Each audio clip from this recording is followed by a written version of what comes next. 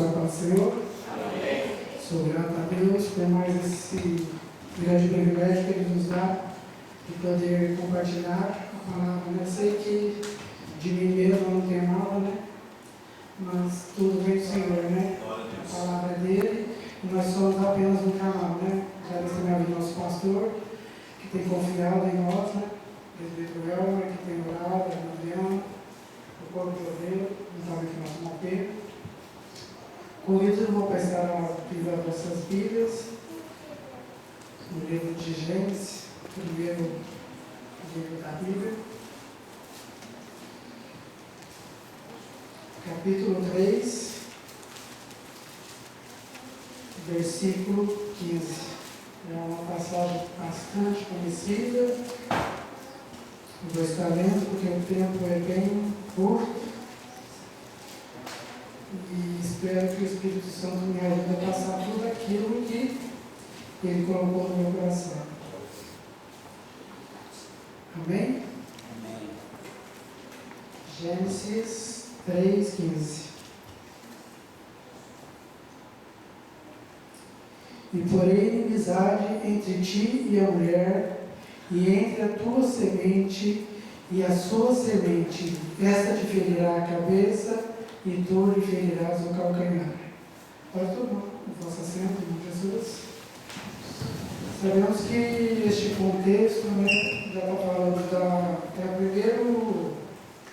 a primeira vez que fala na Bíblia sobre a volta de Jesus, né, que Adão e Eva pega aqui nesse contexto, no primeiro versículo do capítulo 3, né, o homem cai, e o Senhor, né, já dá essa promessa, né, que viria alguém que estaria pagando a dívida que o homem fez, né? O homem, Deus colocou ele num lugar lindo, né? Que tinha de tudo, né? Mas ele desenganou, ele foi enganado pela serpente e a gente sabe do resultado, né? Caiu, né? E através da desobediência, né? De Adão e de Eva, o pecado entrou no mundo, né? E entrou um grande abismo entre nós e Deus, né? Aquela ponte que havia, aquela comunhão que havia no jardim do Éden, através do pecado, né? Foi desfeita, né? E só alguém poderia, né? Refazer essa comunhão, né? Alguém com preço de sangue, né? Porque já que o pecado da morte, o preço do pecado é a morte, né? Que nem fala para nós aqui em Romanos, né? Romanos fala sobre isso, né? Romanos 6:23, né? O salário do pecado é a morte, né?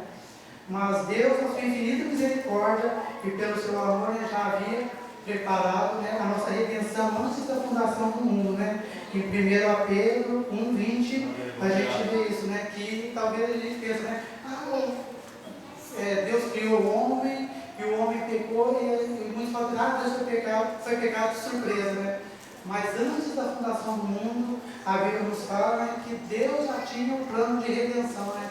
Deus já tinha preparado o plano de redenção para nos tirar daquele estado, né, de pecado que o primeiro homem, Adão, havia colocado a humanidade inteira, né?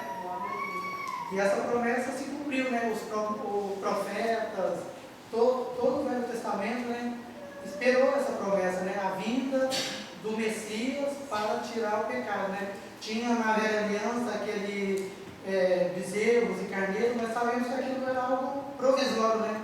Logo, no outro mês ou no próximo pecado já devia, mas seria alguém, né, que de uma vez por todas ia fazer isso, né? E no Velho Testamento inteiro, né, eles esperavam, né? Essa era o anseio deles, né? O Velho Testamento inteiro anuncia, né, o Messias virá um que irá nos tirar desse estado que estamos, né?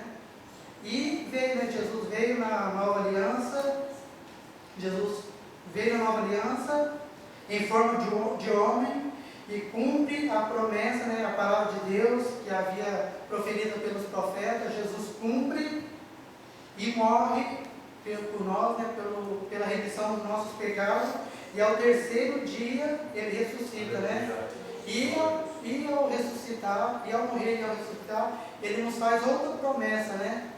No Velho Testamento, Jesus vem a este mundo para livrar-nos do nosso pecado, né? Para nos ligar a Deus de novo, para nos dar aquela comunhão que nós havíamos perdido, né? Agora ele morre, paga o preço, nós temos livre acesso ao Pai, né? O véu do templo foi rasgado, e ao ascender ao céu, ele nos faz outra promessa, né? Que viria, né? Em Atos 1, 10, 11, né? E estando com os olhos fitos no céu, e enquanto ele subia, eis que junto dele se puseram 2 homens vestidos de branco, os quais lhe disseram: Homens Galileu, por que estáis olhando para o céu? Este Jesus que dentre vós foi recebido em cima no céu, há de vir assim para o céu como vistes ir, né? Então, assim como ele foi, ele virá para nos buscar, né? Aleluia, ele glória a possa Deus. nos achar, né? Atentos, né? Para que nós possamos receber e para que nós possamos estar com ele naquele grande dia, né? Porque a Bíblia nos diz que a hora e dia ninguém sabe, né? Em Mateus 24, 36 nos fala, né? Mas aquele dia e hora ninguém sabe, nem os anjos do céu, mas unicamente o meu Pai. A afirmação de Jesus é inconfundível, né? Muitos tentam marcar uma data, tentam dizer, tem uma gente que fala do advento, né? Mas ninguém sabe, né? Qualquer alguém que tentar marcar uma data ou alguma coisa, dizer, Jesus vai vir, é pura heresia, né? Porque só tem um que sabe, né? Ele é o nosso Deus, né? Aleluia. Que nós possamos ficar, né, preparados, Glória a Deus, para que quando ele vier, ele possa nos achar atentos, né? Que possa nos achar percebidos, né? Para que nós não venhamos padecer, né? é verdade. Nos ajuda, Senhor. 1 Tessalonicenses também, 5,44, ele nos fala, né? Mas vós, irmãos, já não estáis em trevas, para que aquele dia vos surpreenda como ladrão. Nós estamos na luz, né? Nós recebemos, nós aceitamos, né? Nós recebemos um convite e nós aceitamos, e esse convite nos trouxe a luz, né? Então, provavelmente, eu quero crer, né, que cada um de nós não estamos desapercebidos, né?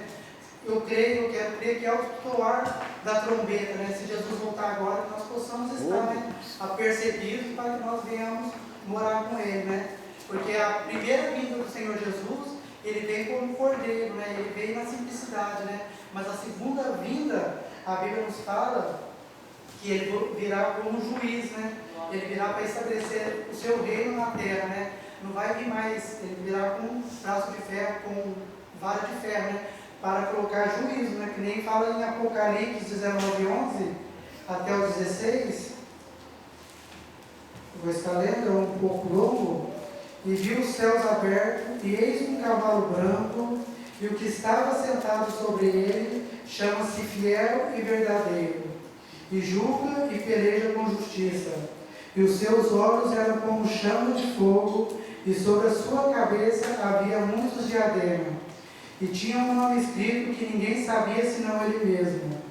E estava vestido de uma veste salpicada de sangue, e o nome pelo qual se chama é a palavra de Deus. E seguiam-os os exércitos dos céus em cavalos brancos, e vestidos de linho fino, branco e puro. E da sua boca saía uma aguda espada, para ferir com ele as nações, e ele as regerá com vara de ferro. E ele mesmo é o que pisa o lagar do vinho, do furor e da ira do Deus Todo-Poderoso. E no teu manto e na tua coxa tem escrito este nome: Rei dos Reis e Senhor dos Senhores. Né? Glória a Deus, aleluia.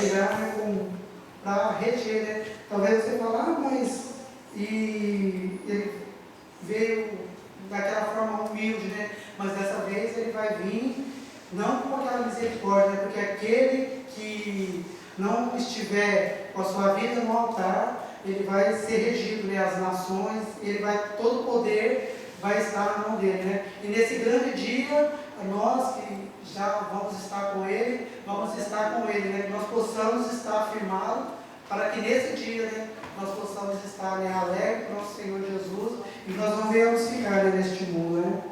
Eu quero concluir, né, aqui em 1 Tessalonicenses 4, 16 e 17, porque o mesmo Senhor descerá do céu com alarido e com voz de arcanjo e com a trombeta de Deus, e os que morreram em Cristo ressuscitarão primeiro.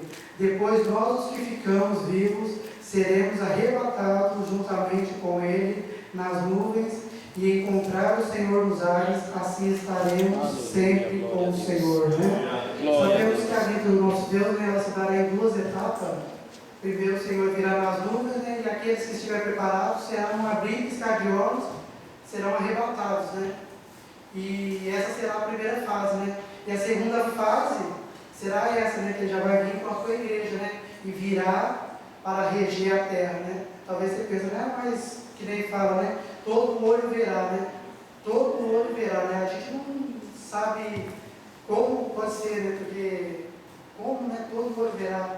Mas a Bíblia nos diz, né?